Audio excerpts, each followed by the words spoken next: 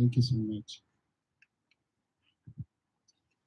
Some people say that the climate activists like us that we are the radicals, and Antonio Guterres lately made very clear that the radicals in this world are those who still invest in fossil fuels, who still make fossil fuel investments possible, who fight for what the IPCC calls the worst case scenario, and that is the climate track we're on right now, and that is not a future problem, that is a present problem. And here today, sitting together, especially the Ugandan perspectives, make that very, very clear.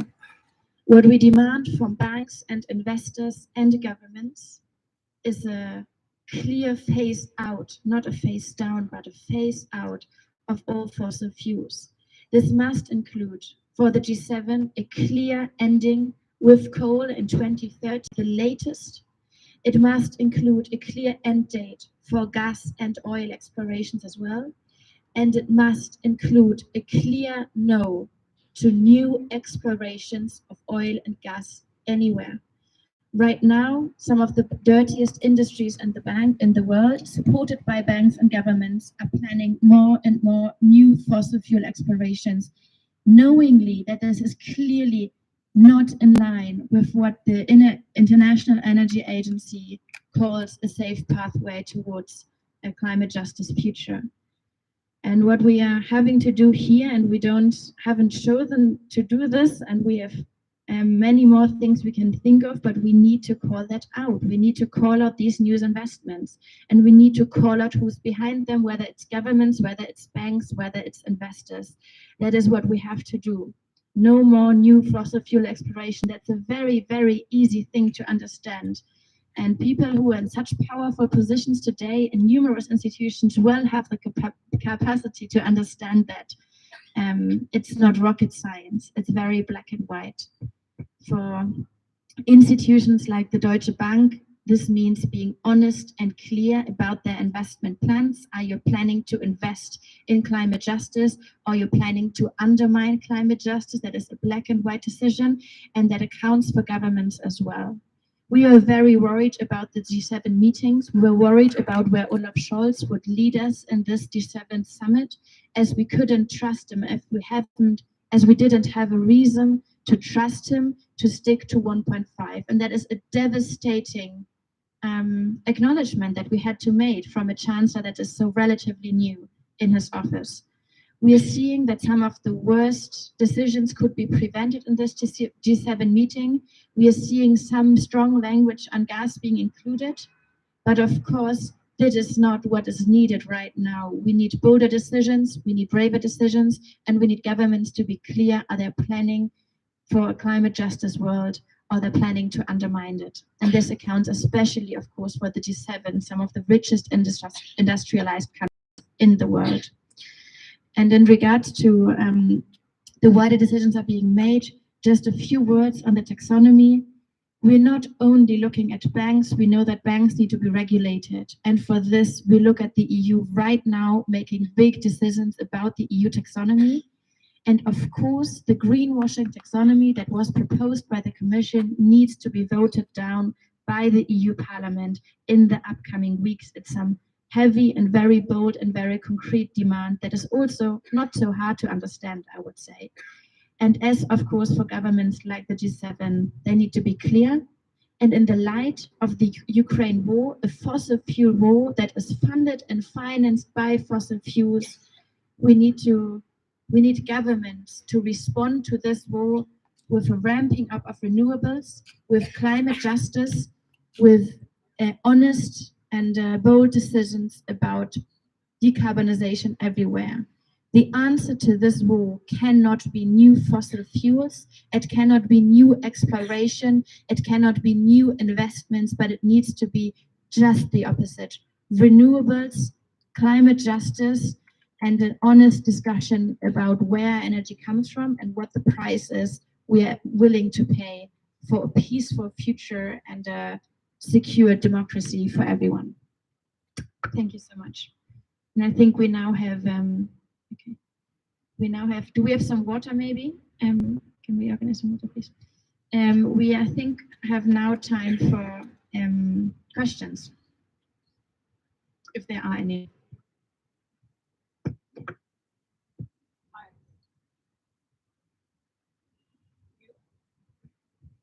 Hey, my name's Steve Aarons on Bloomberg News. You've made some, you're asking, I guess, Deutsche Bank to stop financing Total, the company that's behind the ECOP pipeline. Do you have any other demands? I'm pretty sure, I know Deutsche Bank pretty well, and I'm pretty sure they walked you through their carbon commitments in their meetings just now. And they're on the record, so you can comment on them. You don't have to comment on your meeting. Do you think those commitments are ambitious enough, or does Deutsche Bank need to do more with their public commitments? Thank you.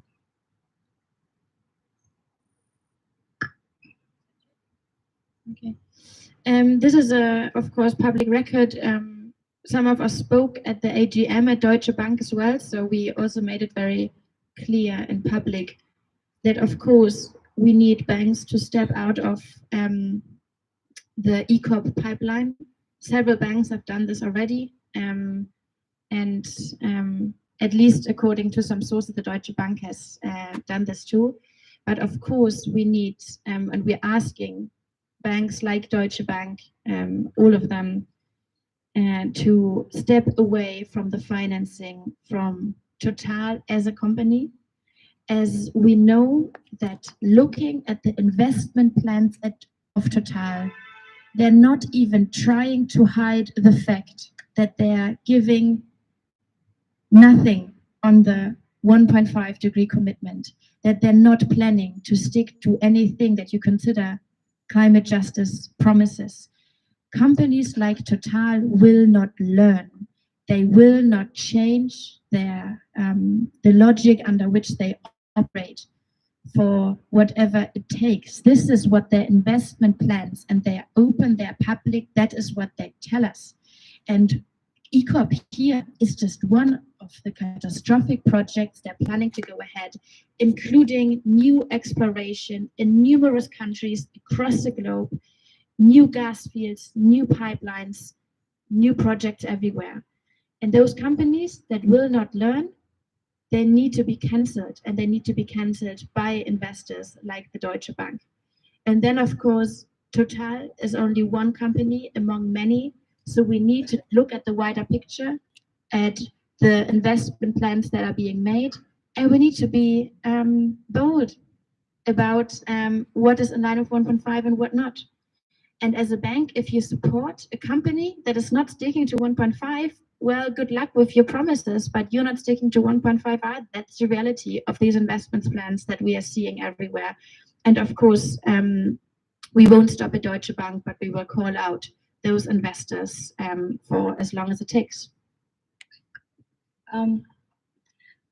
We continue to call out all banks investing in fossil fuels to stop investing in the fossil fuel industry.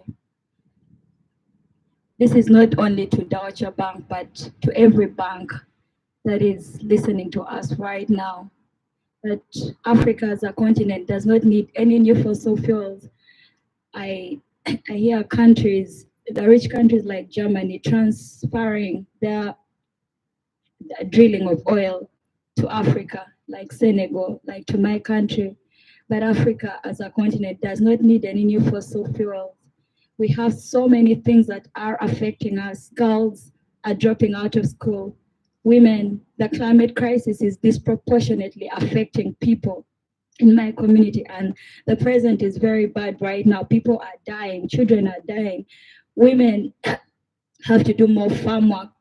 Children have to drop out of school because the schools have been washed away by the floods, and girls have to end up being given away for marriage in exchange of bride price. So for us, we are already seeing the intersection of the climate crisis. It's too interconnected in our country. It's affecting education, it's affecting the environment, it's affecting our schools, it's affecting gender, it's affecting everything. And this is why we demand countries like Germany to listen to us, to listen to the voices of people from the most affected. If you don't believe that it is very serious right now, if you don't believe that fossil fuels are causing so much harm to the planet, listen to our stories. The stories are very real. The stories are being reported everywhere. And like Louisa said, we all need to take 1.5-degree target so seriously, and everyone can be an activist. You can do activism in your capacity. You don't have to stand on the streets with placards to like we are doing, but like the banks can look at the contracts that they are approving, contracts that are sustainable, contracts from sustainable people and not from fossil fuel companies. And even the media most often should look at what they report. You need to put the climate stories at the forefront. You need to put the stories of people from most affected people on the front pages. And I would like to thank the media that is reporting this right now. I hope this can go out there and these stories can be amplified and people understand exactly what is happening around the world and not stay comfortable. Is there another question?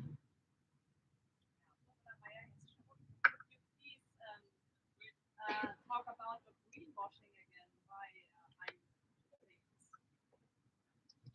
again. Yeah, I think that's a very important question.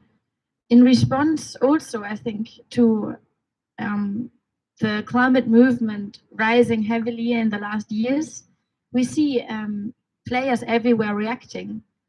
Yet, the most common reaction we see is heads of companies, of banks and investors not running to their strategy department, but to their PR department. Coming up with sustainability reports, with nice numbers, with green headlines, with climate summits and climate speeches and climate everything. Yet when we look at the investment plans, it's not adding up, and the reports are out there. The vast majority of banks, of investors, of insurances, but also of governments, have no plan how to stick to their so-called climate promises. And then these are not climate promises anymore, but then it is just climate wishful thinking that we just don't have time for. And it is dangerous what we're seeing in terms of greenwashing across the industries, not just because it's boldly lying to customers, to the public, to governments, sometimes to the media, but it distracts. And it puts people in a place where they're very, very likely to believe that it all will be better. And the same or a similar pattern we're seeing just now in the Ukraine war. When we see all the arguments on the table why we must phase out of fossil fuels, they strengthen autocrats, they weaken democracies, it makes just so much sense. And just because it makes so much sense, we're seeing that people are looking away from what's actually happening, that they're closing their eyes to the reality that is telling a whole different stories about fossil fuels being ramped up everywhere, about the gold rush on fossil fuels, how it's being called in the media recently, how reports have made very, very clear. Just looking and listening to the nice promises is not what is needed.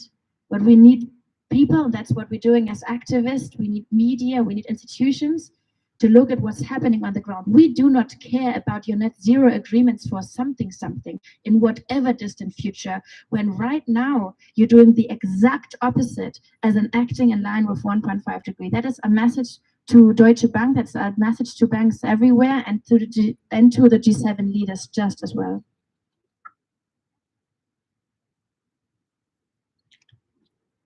I would like to add on that.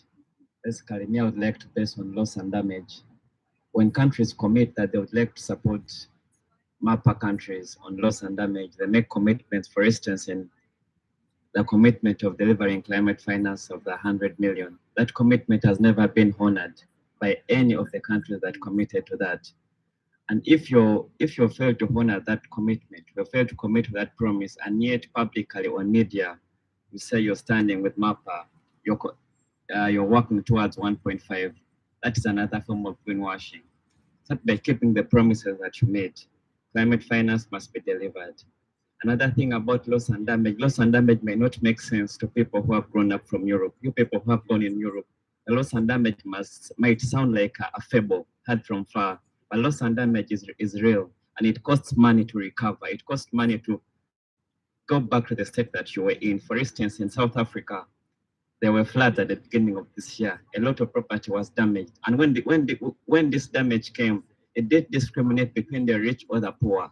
Everyone's property was destroyed. The same crisis is happening in Africa. If you don't keep 1.5 alive, they'll soon come to Europe. They'll soon come to all the other continents. So when we demand for climate justice, don't only look at it as something profiting only Africa. The climate crisis knows no border, and the climate crisis will affect all of us. Is there another question? In that sense, I think we will end this setting here. I would like to again flag, if the Deutsche Bank wouldn't have invited us to speak today, we still would be here, but we couldn't talk about how that there is, how it is a very positive signal to meet with activists and to be confronted like that. CEOs have chosen otherwise in the past, and we again appreciate very much the dialogue that is happening.